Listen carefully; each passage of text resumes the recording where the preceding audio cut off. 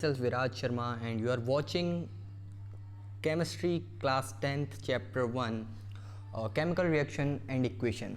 सो आप हमारे Easy 10th platform पे ये चैप्टर देख रहे हैं और आज मैं आपको इस चैप्टर को पढ़ाने वाला हूँ। ये चैप्टर बहुत बड़ा है तो हमने इसको 3 पार्ट में डिवाइड किया है। ये है लेक्चर 1, 3 लेक्चर्स में डिवाइड किया है बेसिकली। ये है लेक्चर 1।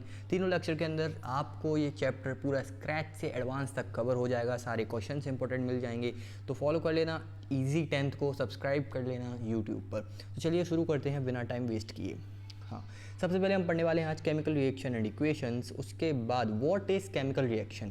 केमिकल रिएक्शन होता क्या है, इसकी डेफिनेशन है a process in which one और more substances reactants change to form new substance product with different properties, है ना। A process in which one और मोर सब्सटेंस, एक ऐसी प्रोसेस जिसमें एक और एक से ज़्यादा substance change to form new substance, बदलते हैं और एक नया सब्सटेंस बनाते हैं विथ डिफरेंट प्रॉपर्टीज़, जिसकी प्रॉपर्टी बिल्कुल डिफरेंट होती हैं।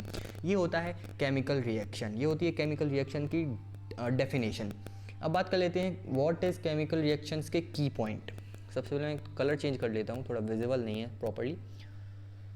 1 minute. Okay, old substances are called chemical reactants. Old substances are called chemical reactants. Old substances are called reactants. जो पुराने सब्सटेंस होते हैं उन्हें बोलते हैं reactants. New substances formed are called products. जो नया सब्सटेंस बनता है उसे बोलते हैं प्रोडक्ट। ठीक है, product have different property from reactant. Product की और रिएक्टेंट की प्रॉपर्टीज़ दोनों की अलग अलग होती हैं। चौथा पॉइंट है chemical reactions involve breaking and forming of bond. Chemical reaction involve breaking and forming of bond. Chemical reaction involve करता है और तोड़ता है बॉन्ड्स के, फॉर्म्स करता है बॉन्ड्स को। इतनी बात समझ में आ गई। चलिए आगे बढ़ते हैं। बेसिक सी नॉलेज है। एग्जाम्पल देख लेते हैं। When magnesium ribbon is burn in air. एक मैग्नीशियम रिबन होती है, जब हम उसको एयर में बर्न करते हैं तो क्या क्या होता है, देखिए यहाँ पर। रिएक्टेंट मैग्नीशियम, जिसमें मैग्नीशियम जो होता है वो होता है reactant. Mg is reactant and oxygen, these both are reactant. जब इनका रिएक्शन होता है, क्योंकि हम उसे एयर में बर्न कर रहे हैं, तो ऑब्वियसली ऑक्सीजन जो होगा वो होगा एक कंपोनेंट जिसको हम रिएक्टेंट भी बोलेंगे। अब प्रोडक्ट में निकल कर आएगा magnesium oxide which is called MgO in chemical name. MgO निकल कर आएगा और एक वाइट पाउडर बनेगा। इन दोनों का जब रिएक्शन होगा, मैग्नीशियम रिबन को जब हम एयर के अंदर जलाएंगे, ऑक्सीजन से हम उसको जलाएंगे, तो हमें एक प्रोडक्ट मिलेगा जो कि होगा वाइट पाउडर, जिसको हम वाइट ऐश भी बोलते हैं। ठीक है, अब बढ़ते हैं आगे। ये क्या हो गया, सॉरी। अब हम बढ़ते हैं आगे। 1 मिनट। हाँ, एविडेंस ऑफ केमिकल रिएक्शन। अब हम कुछ एविडेंसेस की बात कर लेते हैं केमिकल रिएक्शंस की। जैसे कि a chemical reaction occurs when we observe। हाँ, तो क्या क्या चीज़ें होती हैं वो देख लेते हैं। सबसे पहले चेंज इन स्टेट में चेंज आता है। Example, burning of candle. जब हमारे पास एक कैंडल होती है, आपने अपने घरों में देखा होगा, कैंडल जो होती है सॉलिड होती है ना, सॉलिड से जब हम उसको जलाते हैं तो वो पिघल जाती है। पिघलते ही वो बनती है लिक्विड बनती है ना। और पिघलते ही जब उसमें आग जलती है तो जो आग निकलती है ऊपर, वो गैस के फॉर्म में निकल जाती है। तो कैंडल सॉलिड होती है, फिर लिक्विड बनती है और गैस भी बनती है। अब बात कर लेते हैं दूसरी प्रॉपर्टी के बारे में जो हमें एविडेंस मिलते हैं, वो है चेंज इन कलर। जब केमिकल रिएक्शन होगा तब कलर भी चेंज होगा, है ना। Example, iron rusting. जब भी आप लोहे में रस्ट लगती हो, देखा हो आपने अपने घरों में देखा हो कि लोहे में जंग लग जाती है तो लोहा सिल्वर कलर से ब्राउन हो जाता है। ऐसा कुछ कलर होता है जो कि रस्ट लगने के बाद चेंज हो जाता है। रेडिश ब्राउन भी हो जाता है, आप लोगों ने देखा होगा, है ना। और तीसरा पॉइंट है formation of gas. Evidence of chemical reaction का एक ये भी पॉइंट है कि गैस भी बनती है। Example, mixing vinegar and baking soda. जब हम विनेगर को बेकिंग सोडा में ऐड करेंगे, मिक्स करेंगे, तब हम देखेंगे कि कुछ बबल्स निकल कर आ रहे होंगे। जो कि बबल्स निकलेंगे वो होंगे CO2 के बबल्स, वो गैस होगी CO2, कार्बन डाइऑक्साइड। चौथा एविडेंस है चेंज इन टेम्परेचर। जब केमिकल रिएक्शन होगा टेम्परेचर भी बदलेगा। क्या, टेम्परेचर भी बदलेगा। Example, burning coal. जब आप जब जब आपने कोल को जलते हुए देखा होगा तो हीट रिलीज होती है, टेम्परेचर बढ़ता है। हाँ, अब हम बात कर लेते हैं फॉर्मेशन ऑफ प्रेसिपिटेट की। हाँ, एक प्रेसिपिटेट भी फॉर्म होता है। सबसे पहले हम एग्जांपल से देखेंगे। Mixing two solutions solid forms, जब जब हम टू सॉल्यूशन को मिक्स करेंगे और वो मिक्स होने के बाद अगर उनका फॉर्म सॉलिड हो जाता है तो मतलब है कि प्रेसिपिटेट बन चुका है। इसको हम आगे भी पढ़ेंगे, ये एक बहुत बड़ा टॉपिक है प्रेसिपिटेशन अपने आप में, है ना। तो अब हम बात कर लेते हैं फिज़िकल चेंजेस और केमिकल चेंजेस के बारे में। फिज़िकल चेंजेस क्या होते हैं, केमिकल चेंजेस क्या होते हैं, है ना। इजी टॉपिक है, हम एक बार इसके ऊपर भी बात कर लेते हैं। So okay, physical change and chemical change. No new substance in formed in physical change, जब जब फिजिकल चेंज होगा कोई भी नया सब्सटेंस नहीं बनेगा। ओनली स्टेट और अपीयरेंस चेंज, सब्सटेंस के सिर्फ या तो अपीयरेंस चेंज होगा या उसका स्टेट चेंज होगा। जो फिजिकल चेंज होता है वो रिवर्स किया जा सकता है, कैन बी रिवर्स्ड। एग्जाम्पल है आइस मेल्टिंग, बर्फ़ का पिघलना, टीयरिंग पेपर, पेपर फाड़ना, डिसॉल्विंग शुगर, शुगर को पानी में डिसॉल्व करना, ये सब होते हैं फिजिकल चेंजेस के एग्जाम्पल। अब बात कर लेते हैं यहीं पर chemical change. New substances formed, एक नया सब्सटेंस बनेगा, प्रॉपर्टी चेंज कम्प्लीटली, सारी प्रॉपर्टीज़ जो होंगी वो पूरी तरीके से चेंज हो जाएंगी। सब्सटेंसेस की सारी प्रॉपर्टीज़ चेंज हो जाएंगी जब केमिकल चेंज हैपन होगा। कैन नॉट बी रिवर्स, हम इस चेंज को रिवर्स नहीं कर सकते, ये इरिवर्सिबल चेंज है। एग्जाम्पल हैं इसके बर्निंग वुड, लकड़ी को जलाना, रस्टिंग आयरन, आयरन में जंग लगना, या कुकिंग फूड, खाना बनाना। अब एक इंपॉर्टेंट पॉइंट नीचे दिया गया है, इंपॉर्टेंट पॉइंट की बात कर लेते हैं कि chemical change is equal to chemical reaction. Chemical change को हम एक केमिकल रिएक्शन भी बोलते हैं। अगर कोई केमिकल चेंज हुआ है तो वो केमिकल रिएक्शन भी है, और अगर कोई केमिकल रिएक्शन हुआ होगा तो वो डेफिनेटली केमिकल चेंज होगा। लेकिन फिजिकल चेंज में ऐसा कुछ नहीं होता, ये सिर्फ केमिकल चेंज के लिए वैलिड है। आगे बढ़ते हैं और बात करते हैं केमिकल इक्वेशन की। What is called a chemical equation? A representation of chemical reaction using symbols and formulas of reactant and products, ये है इसकी डेफिनेशन। ये एक रिप्रेजेंटेशन है केमिकल रिएक्शन की जिसमें हम सिंबल्स और फार्मूलाज को as reactant and product use करते हैं। इसके पार्ट्स होते हैं कुछ, जैसे रिएक्टेंट। रिएक्टेंट क्या होता है? जो कि लेफ्ट साइड पर लिखा होता है। अभी मैं आपको एग्जांपल में नीचे दिखाता भी हूँ। देखो, लेफ्ट साइड में लिखा है Mg और O2। अब किसके लेफ्ट साइड में? इस एरो के लेफ्ट साइड में। ये है लेफ्ट साइड, Mg जो आप देख रहे हैं ये है लेफ्ट साइड, मतलब ये Mg plus O2 is reactant, and arrow के जो राइट साइड पे है MgO, this is the product. So हमेशा याद रखना, लेफ्ट साइड पे जो होता है वो होता है reactant, and on the right side there is a product. Okay, product भी मैंने आपको बता ही दिया। अब बात कर लेते हैं एरो की। शोज डायरेक्शन ऑफ रिएक्शन, ये रिएक्शन की डायरेक्शन दिखाता है। Plus sign separates multiple reaction slash product, जो ये बीच में प्लस का साइन है ये क्या करता है? ये Mg प्लस O2 जो लिखा है वो प्लस क्या करता है? वो रिएक्टेंट और प्रोडक्ट को सेपरेट करता है, ये एक साइन है प्लस का। उसके बाद चल लेते हैं रिएक्टेंट। इसमें रिएक्टेंट हो गया Mg एंड O2 और प्रोडक्ट हो गया MgO। ये बहुत ही सिंपल सी चीज़ें आपको पता होंगी, 9th में भी आपने पढ़ा होगा, तो इतना ध्यान देने की ज़रूरत नहीं है। आगे बढ़ते हैं, अब बात करते हैं राइटिंग केमिकल इक्वेशन। सबसे पहले स्टेप जानते हैं क्या है स्टेप। एक केमिकल इक्वेशन लिखने की एक प्रॉपर स्टेप्स होती हैं। सबसे पहली स्टेप है right formula, right symbol slash formula of reactant on left side. हमेशा लेफ्ट साइड पे रिएक्टेंट को लिखना है। फिर हमें एरो का यूज़ करना है। Then write symbol formula of product on right side. Then हमें प्रोडक्ट के सिंबल या फार्मूला लिखना है राइट साइड पे। ये याद रखना, प्रोडक्ट राइट साइड पे लिखा जाएगा, रिएक्टेंट लेफ्ट साइड पे लिखा जाएगा। Then separate multiple reaction, then separate multiply reaction product with, और हमें रिएक्टेंट या प्रोडक्ट जो भी है उसको हमें हमेशा प्लस के साइन से सेपरेट करना है। कभी माइनस मत लगा देना, अगर आपने माइनस लगा दिया तो वो रॉन्ग हो जाएगा। Always use plus. ओके, बिल्कुल सिंपल सी चीज़ है। उसके बाद राइटिंग केमिकल इक्वेशन का एग्जांपल देख लेते हैं। अब देखो, हाइड्रोजन लिखा है, प्लस का साइन बीच में लगा है, और ऑक्सीजन लिखा है।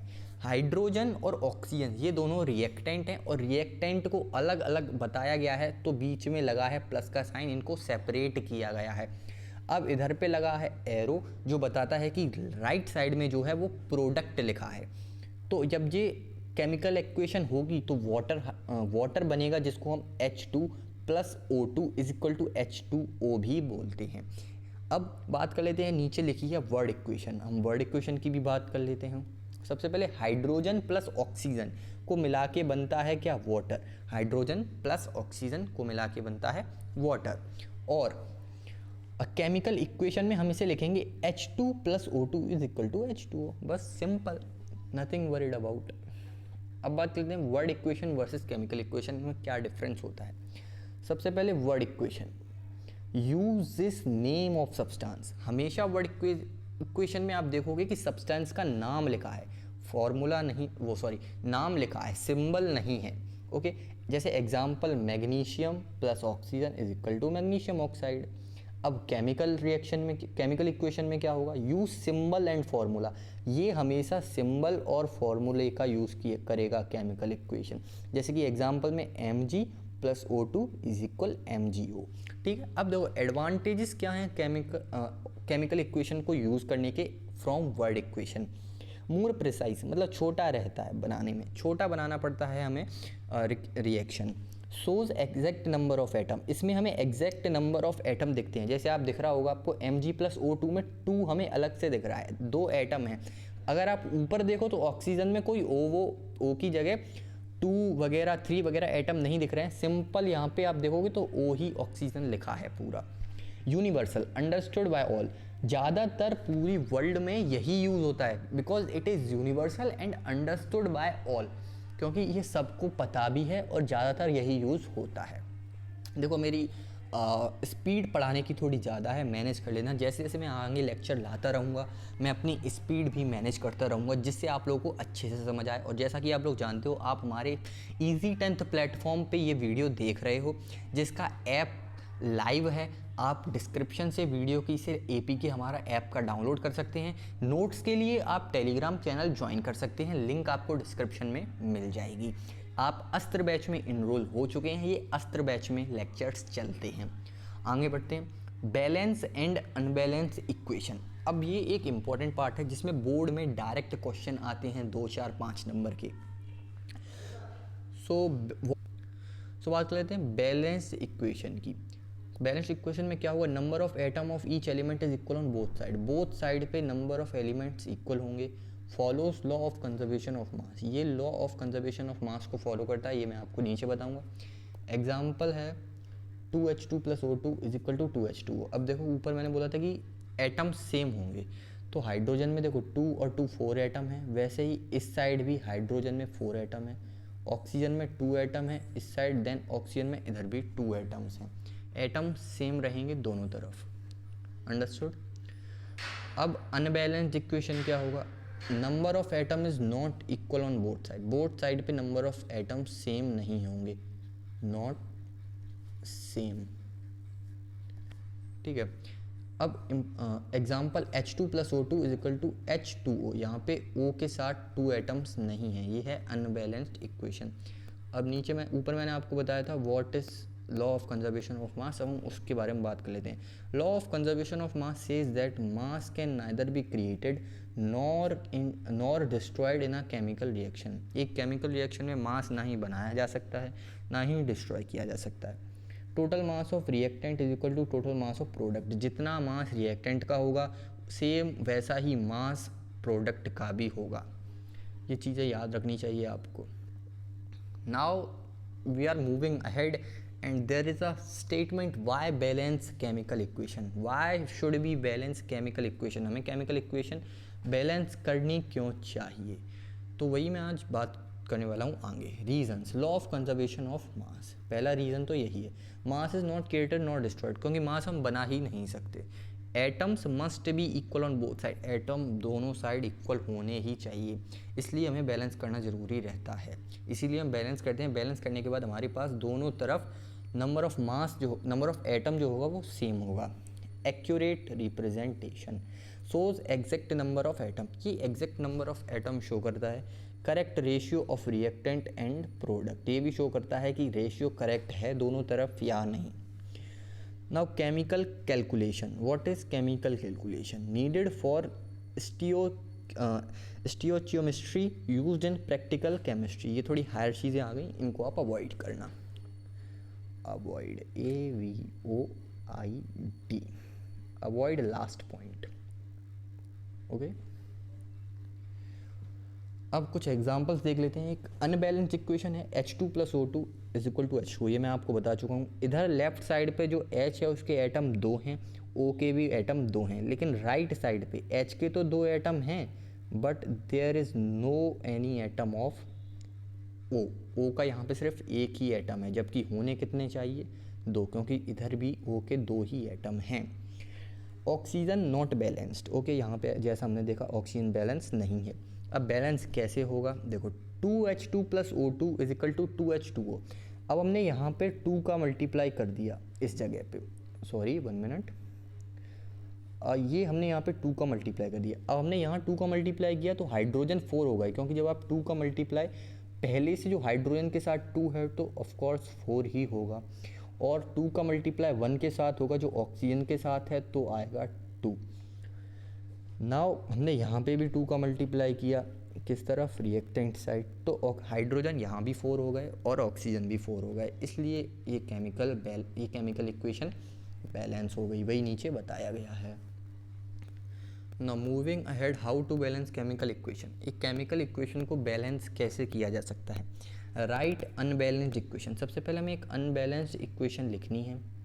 Count atom of each element on both side, हमें दोनों तरफ एलिमेंट के एटम्स को काउंट करना है, कौन सी तरफ कितने एटम्स हैं। Then step 2, start with the most complex compound. सबसे पहले जो कॉम्प्लेक्स कंपाउंड है, सबसे ज़्यादा जो आपको टिपिकल टाइप ऑफ कंपाउंड लग रहा है, आपको उससे स्टार्ट करना है। Add coefficient, number before compound, आपको कंपाउंड से पहले नंबर भी ऐड करने हैं जो कि कोफिशिएंट होते हैं। Then step 3, balance 1 element at a time, एक टाइम पे एक ही एलिमेंट बैलेंस करना है। अपडेट एटम काउंट, अब एटम्स का जो काउंट है उन्हें भी अपडेट। अब हम बात कर लेते हैं आगे, how to balance chemical equation का step 4, check all elements.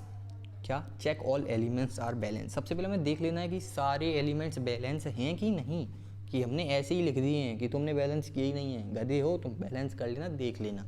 Make sure coefficient are in simplest ratio, ये भी देख लेना कि जो कोफिशिएंट आगे लिखे रहते हैं वो सबसे सिंपलेस्ट रेशियो में हैं या नहीं।